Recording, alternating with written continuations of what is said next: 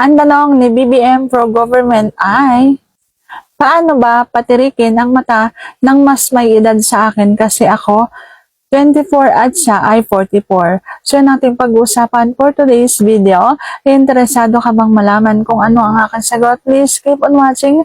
Para bago yan, kung bago ka pa lang sa aking channel, please consider to like this video and subscribe my channel.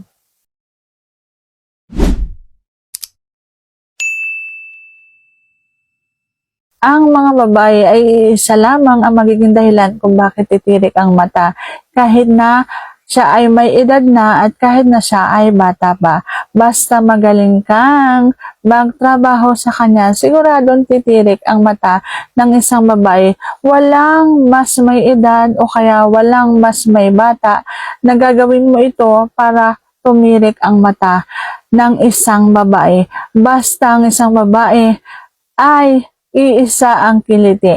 Ang kiliti lamang yan ay kung gagalingan mo ang pagtatrabaho, pagdila, pagkain, pagsipsip, pagkiyod, pagbaon, hugot sa kanya, sigurado titirik ang mata niyan. Lalo na kung halimbawang mapagtutuloy-tuloy mo ang paglabas ng kanyang ngata kapag nalabasan na siya ng una, may pangalawa pa, may pangatlo, may pang-apat pa siya at may pang-lima.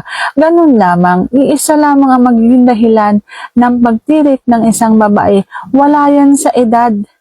Nasa pagtatrabaho mo yan kung paano mo gagawin mapasarap ang isang babae. So sana naging maliwanag ang paliwanag ko, and if you like this video, please consider to like this video and subscribe my channel. Thank you for watching. See you on my next vlog.